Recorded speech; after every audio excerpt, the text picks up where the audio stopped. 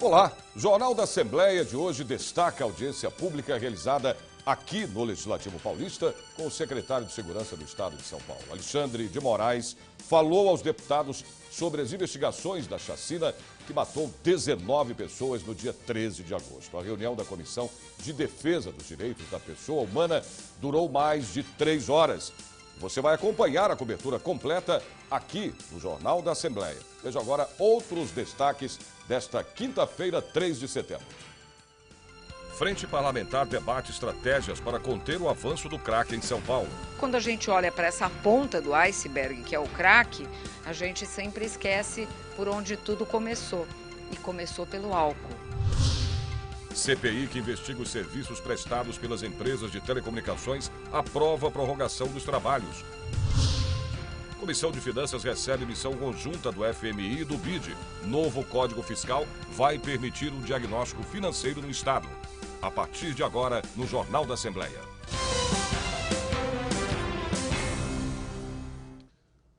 O secretário de Segurança Pública do Estado nega indícios de grupos de extermínio agindo em São Paulo e defende transparência nas investigações da chacina do dia 13 de agosto em Osasco e Barueri, na Grande São Paulo. Alexandre de Moraes foi ouvido nesta quarta-feira na Comissão de Defesa dos Direitos da Pessoa Humana da Assembleia Legislativa do Estado de São Paulo. O secretário também disse que não pode impor proteção às testemunhas da chacina. Veja agora na reportagem de Jeremias Gomes. O secretário de Segurança Pública foi questionado pelo presidente da Comissão de Defesa dos Direitos da Pessoa Humana, deputado Carlos Bezerra, do PSDB, sobre a exposição de testemunhas no caso da chacina de Osasco, na qual foram mortas 19 pessoas no dia 13 de agosto. Segundo o jornal Folha de São Paulo, pelo menos 4 pessoas ouvidas tiveram seus dados como nome, filiação e endereço divulgados no processo sem nenhum sigilo. A informação se refere à Justiça Militar. O processo penal corre em segredo de justiça. O secretário respondeu que as testemunhas podem pedir para não serem identificadas e que foi instaurada uma sindicância. Todas as vítimas e testemunhas, desde o início, são avisadas antes dos seus depoimentos, se elas preferem não serem identificadas, há a possibilidade legal da proteção a essas testemunhas. A testemunha não é identificada, o seu nome, seu endereço não chega ao processo e, além disso, se ela assim aceitar, se assim também ela quer o pró-vida, ou seja, se ela quer uma proteção depois, uma proteção, inclusive com alteração de endereço, com alteração de residência.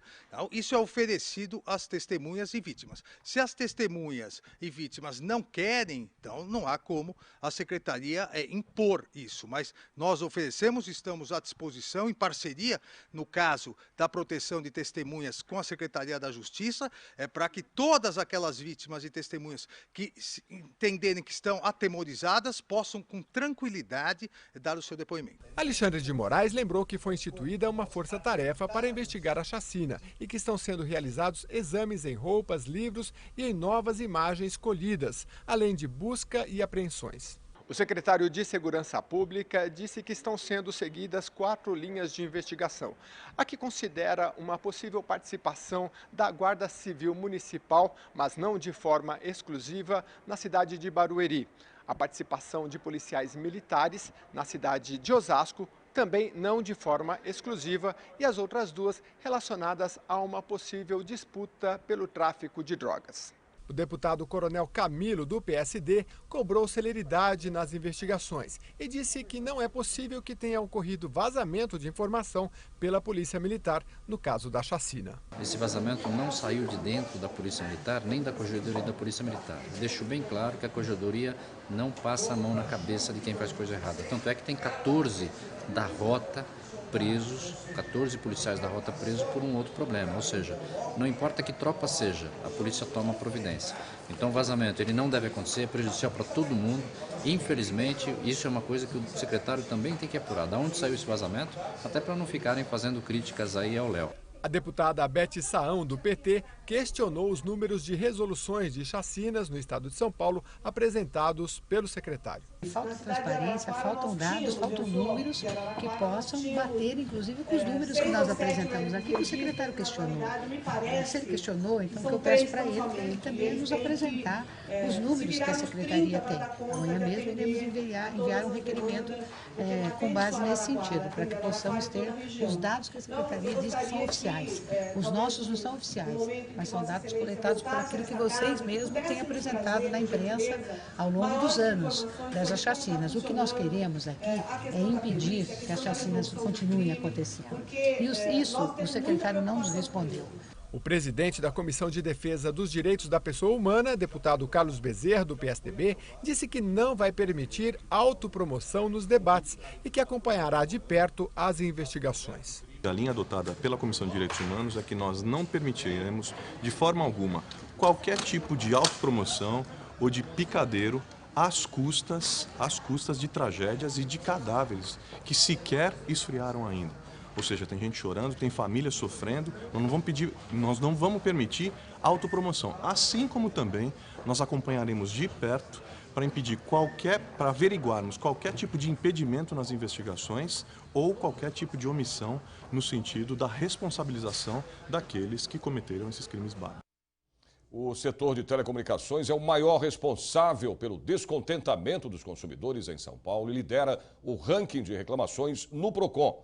Por isso, foi criada uma CPI no Legislativo Paulista para investigar os serviços prestados pelas empresas de telecomunicações. Na última reunião, a comissão aprovou a prorrogação dos trabalhos por mais 60 dias. Com a mudança, a CPI, criada no dia 19 de março de 2015 e que seria encerrada no dia 27 de agosto, continuará a funcionar até novembro deste ano. Nós prorrogamos por mais 60 dias e ainda neste ano vamos concluir com um relatório final, apontando os erros e ao mesmo tempo indicando caminhos para melhorar a telefonia no estado de São Paulo, a TV por assinatura, a internet e principalmente para que abusos não continuem sendo cometidos contra a nossa população. Entre os itens aprovados nessa reunião, um requerimento do deputado Chico Sardelli, do PV, que convoca o diretor-geral e de relações com investidores da NET Serviços. O motivo? O grande número de reclamações dos usuários. Estamos apurando, ouvimos muita gente já, detectamos muitas falhas e agora nós vamos iniciar o processo de ouvir quem tem a obrigação de vir falar o porquê o serviço é tão ruim, que são os presidentes das operadoras. A falta de água ainda afeta os moradores do estado de São Paulo. Projetos que tratam da crise hídrica foram os destaques da Comissão de Constituição e Justiça aqui da Assembleia. Em pauta, o fim da cultura do desperdício e a conscientização da população. A Comissão de Justiça e Redação realizou a 6ª reunião na Assembleia Legislativa de São Paulo para debater projetos de lei. É uma comissão, primeiro, atuante, uma comissão que tem muito trabalho e muito serviço, porque todos os projetos, como eu disse, de iniciativa popular, iniciativa do Executivo, iniciativa do Legislativo ou do Judiciário passam por essa comissão. Então, todas as semanas nós temos uma pauta sempre com mais de 100, 150 itens para ser deliberado. Muitos são objeto de solicitação de vista, que é uma possibilidade do deputado conhecer melhor da matéria, ele leva o projeto para seu estudo no seu gabinete e assim a gente vai tirando os projetos da pauta ou por votação ou por exclusão na solicitação de vista. Outro PL importante que foi aprovado foi o 420 de 2015, de autoria do deputado Cezinha da Madureira, na área de segurança. Que proíbe que estabelecimentos como hotelaria, pensões e afins recebam crianças ou menores de 12 anos sem acompanhamento dos pais e mesmo que sem autorização, quer dizer, nem pode que esses estabelecimentos recebam. Também que a sociedade fique muito atenta a essas questões, porque é grande o número de crianças e adolescentes. É só buscar aí nas nossas pesquisas que somem diariamente dos seus lares. Entre os aprovados, um que trata de problemas atuais relacionados ao meio ambiente. É um projeto do deputado Itamar Borges, que traz para a discussão da sociedade que a água está acabando, o ar poluído. o solo com problemas. Então, toda vez que houver uma construção, e as construções acontecem diariamente, que se pense nessa questão sustentável. Vamos agora saber da previsão do tempo para amanhã, sexta-feira. Tempo com sol entre nuvens em São Paulo. A máxima prevista é de 24 graus. Em Campinas, o sol aparece também entre nuvens. A máxima fica em 25 graus. Em São José dos Campos, tempo nublado, máxima de 29 graus. Em Sorocaba, o tempo também fica nublado, a máxima chega aos 25 graus. Em Ribeirão Preto, sexta-feira vai ser de sol entre nuvens, termômetros chegam até 33 graus. Você vai ver a seguir, a Comissão de Finanças recebe representantes do FMI e também do BID aqui no Legislativo Paulista. Os detalhes você tem depois do intervalo. Até já.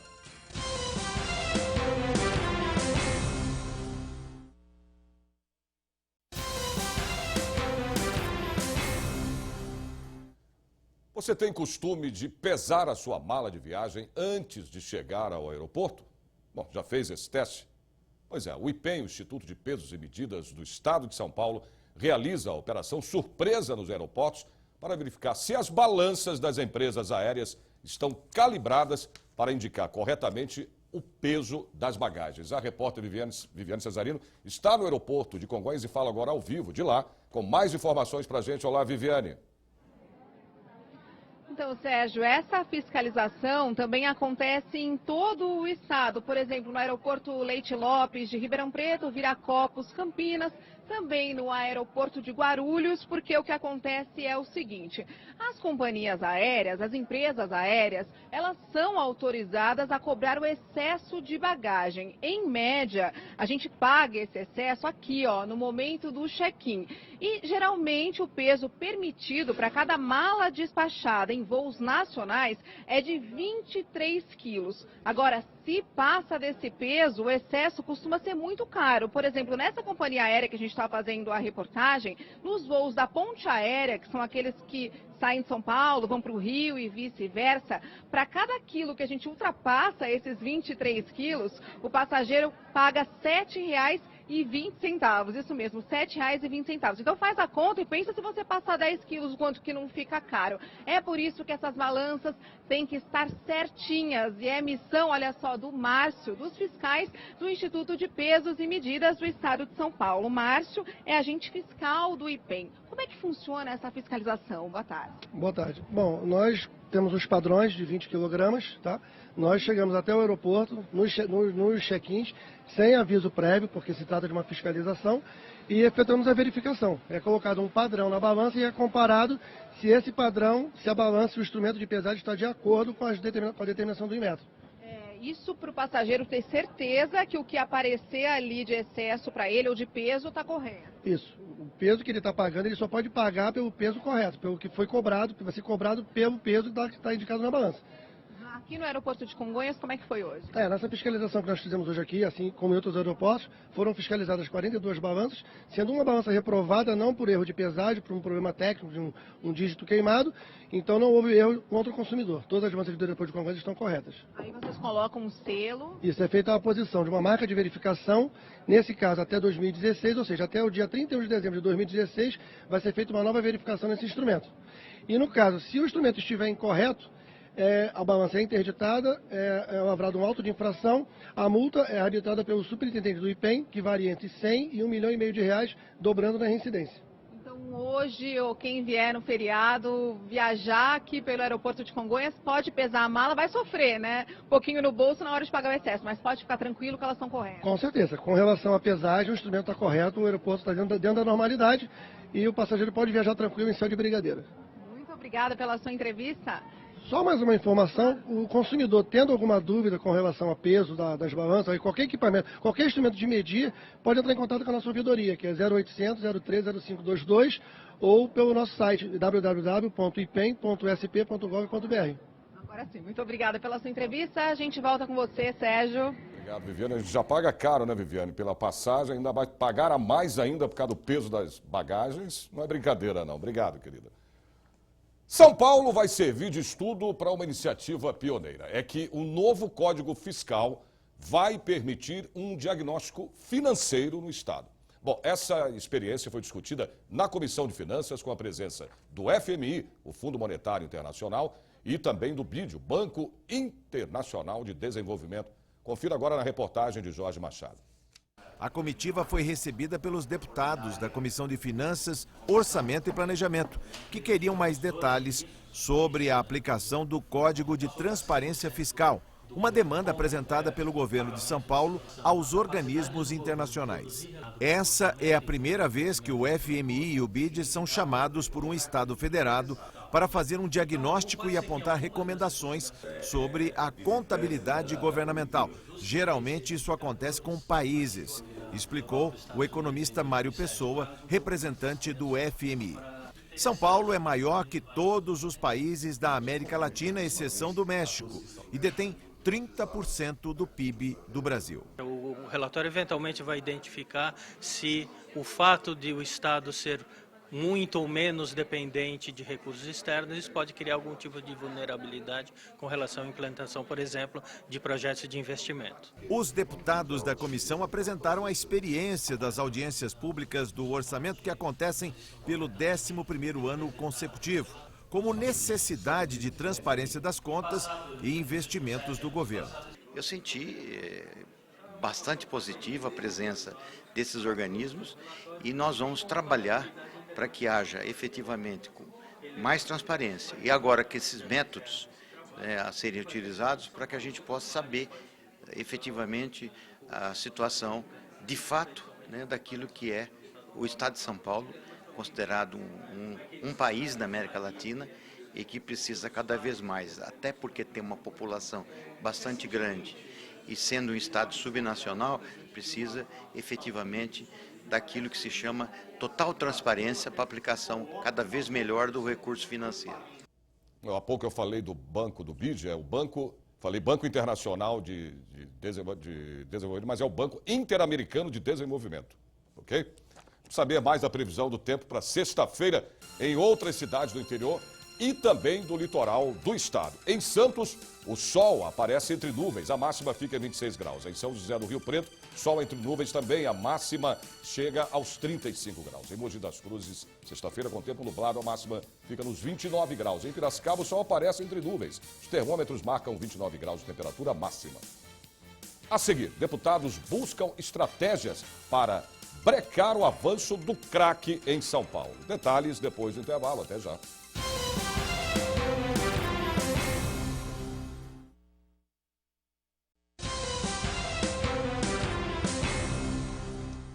Bom, 2% da população brasileira consomem cocaína e crack, mas o Brasil ainda não tem um estudo epidemiológico específico sobre essa droga, uma das mais perigosas. Os dados são de 2012 e foram produzidos pela Universidade Federal de São Paulo, a Unifesp, no segundo levantamento nacional sobre drogas no Brasil. Bom, estamos falando aí de quase 5 milhões de brasileiros que usam cocaína e crack no país. E um dos caminhos mais curtos para se chegar até essas drogas é muito mais simples do que se imagina: álcool e tabaco. Bom, para conter o avanço das drogas em São Paulo, uma frente parlamentar se reuniu com uma especialista para debater possíveis estratégias. A reportagem é de Mauro Frisman. Os deputados da Frente Parlamentar de Enfrentamento ao Crack e outras drogas pensam em estratégias para barrar o avanço do álcool entre a população. Participaram desta reunião os deputados Adilson Rossi, Ed Thomas e Orlando Bolsoni, do PSB, Márcio Camargo, do PSC e Wellington Moura, do PRB. Os parlamentares receberam a psiquiatra Ana Cecília Marques, especialista no tratamento da dependência química. Quando a gente olha para essa ponta do iceberg, que é o crack, a gente sempre esquece por onde tudo começou. E começou pelo álcool, começou pelo tabaco, que são drogas lícitas para adulto e que merecem uma política especial. A médica explicou a relação entre o álcool e as drogas proibidas e como ocorre a passagem do consumo da bebida para o de entorpecentes. A tendência é que ele vai experimentando outras drogas com maior chance. Isso já está estudado pela literatura. A droga seguinte que vem nessa escalada de drogas são as drogas lícitas. Então, existe um grupo de drogas ilícitas que são as próximas, após as lícitas. E aí vem a maconha, vem a cocaína. Por último, o crack. A especialista destacou que a falta de políticas sobre drogas no país favorece o consumo. A nossa política assistencial está carente de boas práticas. Política preventiva nós não temos, que seriam os dois braços muito importantes, e controlar melhor a oferta de droga, porque, como eu falei, a lei pode ser boa, mas se ela não for uma lei que a população entenda a lei, se ela não for uma lei fiscalizada e não for uma lei avaliada, se ela está causando o impacto tão esperado, ela também não funciona. O atual cenário do consumo de bebida alcoólica no Brasil será debatido num congresso em Campos do Jordão entre os dias 23 e 26 de setembro, promovido pela ABAD, Associação Brasileira de Estudo do Álcool e Outras Drogas. Combatendo as drogas ilícitas, estaremos combatendo a causa, porque a causa das drogas ilícitas é exatamente o álcool, o tabaco, né? Então, eu acho que estamos juntos nessa luta, que é de todos nós. Esperamos que os telespectadores possam ir a Campos do Jordão, uma cidade linda, se puder, é muito importante, juntarmos nessa parceria para que a gente possa ganhar força, sensibilizar os governantes, os governos, para que façam mais blitz, né, de pessoas que saem de botecos, de bares, bêbado, até porque eu fiz aquela lei seca, né, chamada lei do silêncio, a lei fecha-bar, que hoje uma lei municipal, que nasceu na capital, foi para Diadema e outras cidades. Então, virou uma lei nacional. Eu me orgulho disso como parlamentar. Reunião da Comissão de Assuntos Metropolitanos e Municipais do Legislativo Paulista. Um dos destaques foi para o projeto que cria as aglomerações urbanas de Dracena e de Ourinhos, respectivamente. Dentre os PLs aprovados, 2 sobre a criação de aglomeração urbana de cidades do estado de São Paulo. De inclusão de Itapetininga na região metropolitana de Sorocaba e também vários requerimentos para a realização de audiências públicas ou de reuniões da comissão em regiões metropolitanas para atender assuntos importantes do estado de São Paulo. Outros 5 requerimentos também foram aprovados na reunião. 2 deles do deputado Carlos Neder, do PT.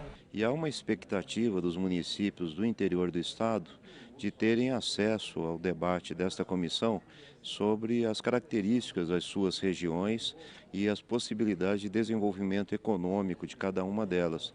Então eu propus e foi aprovado hoje aqui a realização de audiências públicas por meio das quais nós vamos analisar a vocação econômica de cada uma das regiões do estado e qual é o seu potencial de desenvolvimento e o que nós podemos fazer em sentido de melhorar as políticas públicas e infraestrutura em cada uma das regiões. E o segundo requerimento que eu apresentei e foi aprovado, ele trata da viabilidade da hidrovia Tietê-Paraná, uma vez que o rio Tietê pode ser navegável até o Rio Paraná, mas para isso é preciso que tomemos providências numa articulação do governo estadual com o governo federal e com esta audiência pública nós vamos discutir com prefeitos, vereadores da região as medidas necessárias à viabilização dessa hidrovia. Saber da previsão do tempo para quarta-feira em mais cidades, aliás, para quinta-feira amanhã, sexta-feira em mais cidades do interior. Em Franca, sexta-feira vai ser de tempo nublado, a máxima é de 31 graus. Em Bauru, o céu fica parcialmente nublado, a temperatura máxima chega aos 34 graus. Em Limeira, sexta-feira com tempo nublado, a máxima é de 29 graus. Em Marília, a previsão é de sol entre nuvens, temperatura máxima de 32 graus. Você que é mãe ou pai, preste bastante atenção nessa reportagem. Bom, fique alerta quando for comprar um carrinho para o seu bebê. Só compre se ele tiver o selo do Inmetro. A segurança das crianças é garantida por lei. E quem desrespeitar vai pagar multa que varia de R$100 até R$1,5 milhão. Sem o selo do Inmetro, que atesta a segurança nos carrinhos de bebês, o consumidor muitas vezes levava o produto sem saber se era seguro ou não. A partir de agora, passa a ser obrigatória a certificação.